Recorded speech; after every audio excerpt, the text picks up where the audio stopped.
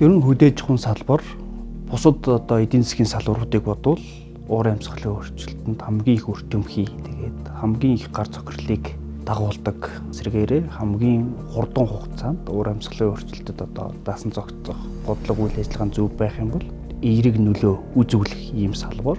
Агаарын температур нэмэгдэж байна. Дулаарж байна нөгөө талаа. Эсвэргээрээ өвлийн улиралд хурдцны хэмжээ нэмэгдэж байгаа. Нөгөө талд нь нөгөө мал аж ахуйн салбарт хамгийн их нөлөө үзүүлдэг голлох, шийдвэрлэх нөлөөтэй бэлчээрийн ургамал буюу бэлчээрийн биомасс, био үйлдвэрлэлийн хэмжээ буурж байна.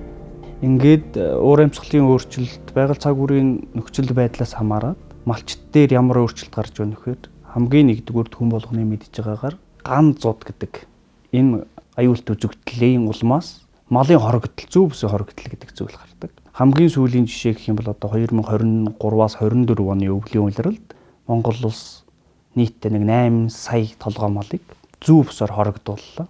Мал аж ахуйн салбарт уур амьсгалын өөрчлөлт нөлөөлж байна. Энэ малчид нөлөөлж байна, мал хорогдож байна гэж суугаад байгаас илүү хөдөөгийн хөгжилд уур амьсгалын өөрчлөлт нөлөө үзүүлж байна гэж ингэж дүгнэх хэрэг. Хөдөө орон нутагт мал ахуйгаа маллаад уламжилт аргаараа одоо ингээд нутгаас ахиад тусгаар тогтнолын салчгүйний хэсгүүлсэн байдлыг бий бүрдүүлээд байж исэн малчид маань төв суурин газар руу шилжээх тутам хөдөө нутаг маань эрдэс үүсэрч байгаа. Энэ чигээрээ мал аж ахуйн салбарт ажиллах хүчний хомсдол бий болж байна. Нэг хүнд ноогдох, нэг өрхөд ноогдох малын тоо нэмэгд. Мал өсөж байгаа хэдий боловч түүг малж байгаа малчин хүний тоо цовроод байгаа гэсэн. За зарим тусгаалan авч үзэх нөхцлүүд байна биднэрт. Ялангуяа дасан зохицох чиглэлд.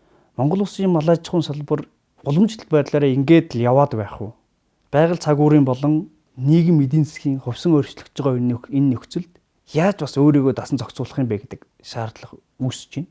Энэ чиглэлд бид нэр мал аж ахуйг тодорхой бүс нутагт эрчимжүүлж, төрөлжүүлэн хөгжүүлэе гэдэг бодлого хэрэгжүүлж.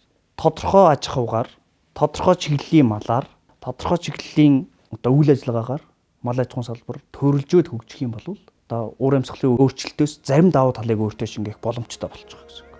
Уур амьсгалын өөрчлөлт мал аж ахуйн салбарт бодитоор нүүрэлцсэн байгаа. Энийг малчин хүний амьдрал дээр энэ салбарын статистик үзүүлэлт дээр шууд ил тод харагдахаар байгаамаа. Цаг үр өөрчлөлт бол алс хитийн зүйл биш ээ.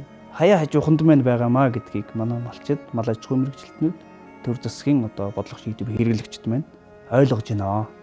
Энээс бол бид нэр бултах аргагүй гэдгийг одоо ойлгосон цаг хугацаа яг одоо үргэлжилж байна гэж хэлэх хэрэг. Дасан зохицъя, давн туулъя.